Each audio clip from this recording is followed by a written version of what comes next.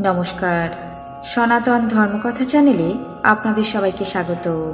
আজ পদ্মপুরাণের সৃষ্টিখণ্ডের অষ্টম অধ্যায়ের দ্বিতীয় পর্ব শুরু করব। নারায়ণং নমস্কৃত্য নরং চৈব নরোত্তমং দেবীং সরস্বতীং ব্যাসাং ততো জয়মুদীরয়েৎ। পৃষ্ঠে তন্নগমতস্য পৃথুষেষু সরাসনঃ ততঃ স্থিত্वैकादेशे तु किं करमीति च ब्रवीत्। पृथुरप्पवदद्वक्कमीप्सितं देहि शुभ्रते सर्वस्य जगतः शीघ्रं स्थावरस्य चरस्य च तथेति च ब्रवीत्। भूमिदूदः स नराधिप शकेपनौ पृथुर्वत्सं कृत्य स्वयंभुवं मनुं तदन्नाम भवद्दुग्धं प्रजा जीवन्ति येन तु तथस्तु ऋषिभिर्दुग्धा वत्स समस्तदभवत्। दुग्धा वाचस्पतिर्भूत्पात्रं वेदस्तप रसः देवैश्च वसुधा दुग्धा मरुद्दुग्धा तदा भवत्। इन्द्रवत्स समभवत् क्षीरमूर्जस्वलं बलम् देवानां काञ्चनं पात्रं पितॄणां रजतं तथा अन्तकश्च भवद्दग्धा यमवत्सः सदा रसः विलञ्च पात्रं नागानां तक्षक वत्सकः भवत्। विषं क्षीरं तथा दग्धा धृतराष्ट्रः भवत्। पुनः असुरैरापि दुग्धे हयमायसे शत्रुपीडनं पात्रे मयं भूतवत्स्य प्रह्लादादिस्तु विरचना दुग्धा त्रिमूर्धा तत्रास्यन्माया येन प्रवर्तिता। यक्षैश्च वसुधा दुग्धा पुरान्तर्धानामीप्सुभिः कृत्वा विश्वावसुं वत्सं मणिमन्तं महीपते। प्रेतरक्षागणैः दुग्धा वशारुधिरा मूल्वानां रौपनाभः भवदुग्धा सुमालिवत्स एव च गन्धैवश्च पुनर्दुग्धा वसुधा सापसरगणैः वत्सचित्रराथं कृत्वा गन्धान पद्मादले तथा दुग्धा वसु रुचिनाम अथर्ववेदस्य परगः। गिरिभिर्वसुधा दुग्धा रत्नानि विविधानि च औषधानि च दिव्यानि दुग्धा मेरुर्महीधरः बलैर्वत्सः बुद्धिं वंस्तत्र पात्रं शैलमायं पुनः वृक्षैश्च वसुधा दुग्धा क्षीरं छिन्नप्रहरणं पलाशपात्रे दुग्धा तु शालः पुष्पवनकुलः लक्षः भवत्तत्र वत्स सर्ववृक्षवनः दीपः एवं नैश्च वसुधा तथा दुग्धा যথেচ্ছতः।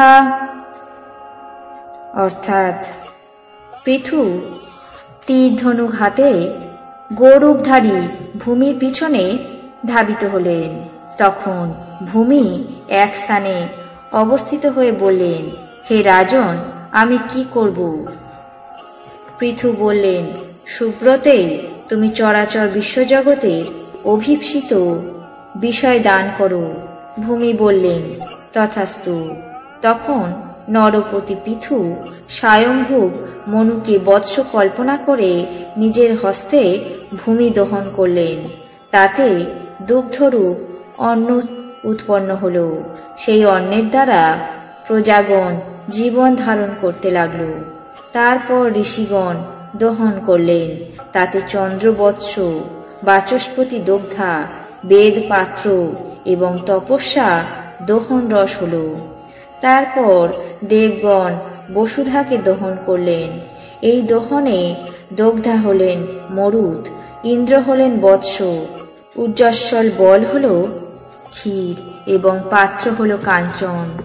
তারপর পিতৃগণ দহন করেন। তাদের পাত্র রজত, দগ্ধা অন্তক, যম হলেন বৎস এবং রস হল সধা। এরপর নাগগণ দহন করেন। তাদের পাত্র বিল, বৎস হলেন তক্ষক, ক্ষীর হল বিষ এবং দগ্ধা হল ধৃতরাষ্ট্র। তারপর অসুরগণ আয়স পাত্রে দহন করেছিলেন। তাতে বৎস হলেন প্রহ্লাদের পুত্র বিরোচন, দগ্ধা হলেন ত্রিমূর্ধা এবং দহন বস্তু হল মায়া। এই ত্রিমূর্ধা থেকেই মায়া বিস্তার হয়। তারপর অন্তর্ধানকামী যক্ষগণ বসুধাকে দহন করেন। ওই দহনে বিশ্বাবসু বৎস হয়েছিলেন। তারপর প্রেত এবং রাক্ষসগণ বসুধার থেকে প্রচুর বসারুধির দহন করেন। ওই দহনে রৌপনাভ দগ্ধাহন সুমালী বৎস হয়েছিলেন। পুনর্বার গন্ধর্ব এবং অপ্সরাগণের দ্বারা বসুধার দহন কার্য অনুষ্ঠিত হয়। ওই দহনে বৎস হন চিত্ররথ, পাত্র হয় পদ্মদল, দহন বস্তু গন্ধসমূহ এবং দগ্ধা অথর্ব বেদ পরাগ বসুরুচি।